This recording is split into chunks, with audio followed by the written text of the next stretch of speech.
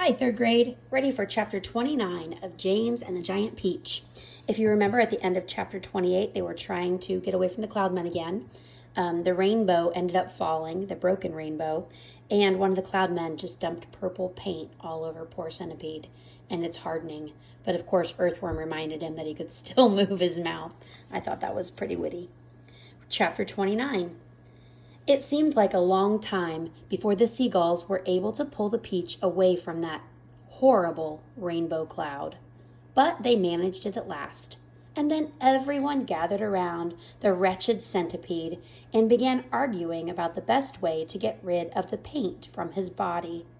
He really did look a sight. He was purple all over, and now that the paint was beginning to dry and harden, he was forced to sit very stiff and upright, as though he were encased in cement. And all 42 of his legs were sticking straight out in front of him, like rods. He tried to say something, but his lips wouldn't move. All he could do now was to make gurgling noises in his throat. The old green grasshopper reached out and touched him carefully on the stomach. "But how could it have possibly dried so quickly?" he asked. "It's rainbow paint," James answered. "Rainbow paint dries very quick and very hard." I detest paint," Miss Spider announced. "It frightens me. It reminds me of Aunt Spiker, and the late Aunt Spiker, I mean, because the last time she painted her kitchen ceiling, my poor darling grandmother stepped into it by mistake, and when it was still wet, she stuck there. And all through the night, we could hear her calling to us, saying, 'Help! Help!' It was so heartbreaking to listen to her. But what could we do? Not a thing, until the next day when the paint had dried. And then, all of course, we rushed over to her and calmed her down and gave her some food. Believe it or not, she lived for 6 months like that, upside down on the ceiling, with her legs stuck permanently in the paint. She really did. We fed her every day. We brought her fresh flies straight from the web.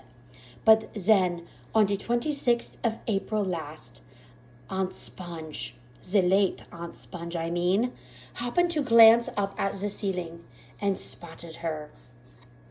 "A spider!" she cried. "A disgusting spider! Quick, fetch me the mop with the long handle." And then, oh, it was so awful. I can't even bear to think of it. Miss Spider wiped a tear away and looked sadly at the centipede. "You poor thing," she murmured. "I do feel sorry for you." "It'll never come off," the earthworm said brightly.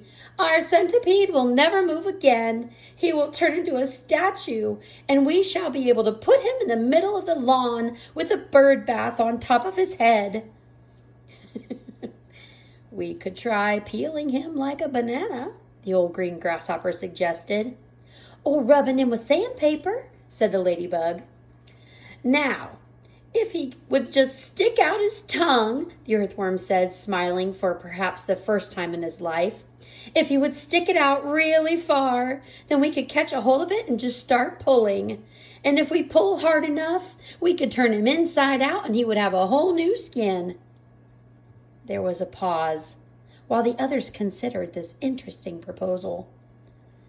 "I think," James said slowly, "I think the best thing to do—" Then he stopped.